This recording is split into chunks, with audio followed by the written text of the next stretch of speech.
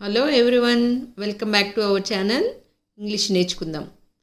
ఈ వీడియోలో మనం తినడానికి సంబంధించిన కొన్ని సెంటెన్సెస్ ఇంగ్లీష్లో తేలికగా ఎలా చెప్పాలో నేర్చుకుందాం.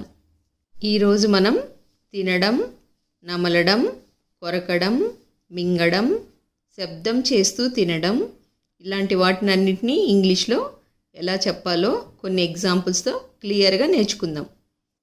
ఈ వీడియోని ఎక్కడ స్కిప్ చేయకుండా చివరి వరకు చూడడానికి ట్రై చేయండి. ఈ వీడియో కనుక మీకు నచ్చినట్లయితే లైక్ చేయండి, షేర్ చేయండి మరియు సబ్స్క్రైబ్ చేయండి. అతడు చాలా చాక్లెట్లు తింటాడు. దీన్ని ఇంగ్లీష్లో ఇలా చెప్పాలి. He eats a lot of chocolates. Eat అంటే తినడం. He eats a lot of chocolates. తినడం లేదా త్రాగడం అని చెప్పడానికి హ్యావ్ ఆర్ హ్యాస్ అనే పదాలను కూడా వాడతాం. ఉదాహరణకి, అతడు నిద్రపోయే ముందు ఒక పండు తింటాడు. దీన్ని ఇంగ్లీష్లో ఇలా చెప్పాలి. He has a fruit before going to bed. He has a fruit before going to bed. అలాగే, నేను ప్రతి ఉదయం ఒక కప్పు కాఫీ త్రాగుతాను. I have a cup of coffee every morning. I have a cup of coffee every morning. ఆహారాన్ని మింగారని చెప్పడానికి swallow అనే పదాన్ని వాడతాం. ఉదాహరణకి, అతడు దానిని చాలా కష్టపడి మింగాడు. దీన్ని ఇంగ్లీష్లో ఇలా చెప్పాలి.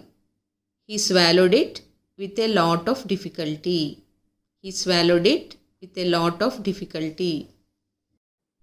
ఆహారాన్ని నమిలారని చెప్పడానికి చూ అనే పదాన్ని ఉపయోగిస్తాం. ఫర్ ఎగ్జాంపుల్, మీరు ఆహారం తినేటప్పుడు బాగా నమలాలి. దీన్ని ఇంగ్లీష్లో ఇలా చెప్పాలి. You must chew well while eating food. You must chew well while eating food. శబ్దం చేస్తూ త్వరగా తినడాన్ని ఇంగ్లీష్లో గాబుల్ అని అంటాం. ఉదాహరణకి, అతడు ఆహారాన్ని త్వరగా శబ్దం చేస్తూ తిన్నాడు. దీన్ని ఇంగ్లీష్లో ఇలా చెప్పాలి.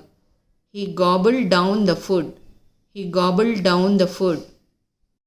ఏదైనా ద్రవ పదార్థాన్ని వేడిగా ఉన్నా లేదా చల్లగా ఉన్నా కొద్దిగా త్రాగుతూ ఉంటాం కదా, అలా కొద్దిగా త్రాగడాన్ని ఇంగ్లీష్లో సిప్ అని అంటాము. ఫర్ ఎగ్జాంపుల్, ఆమె యాపిల్ రసం కొద్దిగా త్రాగింది. దీన్ని ఇంగ్లీష్లో ఇలా చెప్పాలి. She took a sip of apple juice. She took a sip of apple juice.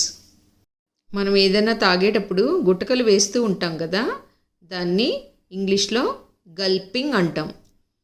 For example, అతడు ఒక్క గుటకలో తన డ్రింక్ మొత్తం తాగేశాడు. దీన్ని ఇంగ్లీష్లో ఇలా చెప్తాం. He finished his drink in one gulp. He finished his drink in one gulp. కొరకడాన్ని ఇంగ్లీష్లో బైట్ అని అంటాం. పిల్లలు గోళ్ళు కొరుకుతూ ఉంటారు కదా, వాళ్ళని గోళ్ళు కొరకవద్దు అని ఇంగ్లీష్లో ఎలా చెప్పాలంటే don't byte nails. Don't byte nails. మనకి అప్పుడప్పుడు ఎక్కిళ్ళు వస్తూ ఉంటాయి కదా, ఎక్కిళ్ళని ఇంగ్లీష్లో హికప్స్ అని అంటాము. ఫర్ ఎగ్జాంపుల్, నాకు ఎక్కిళ్ళు వస్తున్నాయి. దీన్ని ఇంగ్లీష్లో ఇలా చెప్పాలి. I'm getting hiccups. I'm getting hiccups. మనం బయట చూస్తూ ఉంటాం కదా, కొందరు ఎక్కడ పడితే అక్కడ ఉమ్మి వేస్తూ ఉంటారు. ఉమ్మి వేయడాన్ని ఇంగ్లీష్లో స్పిట్ అంటాం. ఉదాహరణకి, నడిచే దారిలో ఉమ్మి వేయవద్దు. దీన్ని ఇంగ్లీష్లో ఇలా చెప్పాలి. Don't spit on the sidewalk. Don't spit on the sidewalk. Thank you for watching this video. మీ అభిప్రాయాలను కామెంట్స్ ద్వారా మాకు తెలియజేయండి. మరిన్ని వీడియోల కోసం మా ఇంగ్లీష్ నేర్చుకుందాం ఛానల్ని సబ్స్క్రైబ్ చేయండి. Thank you.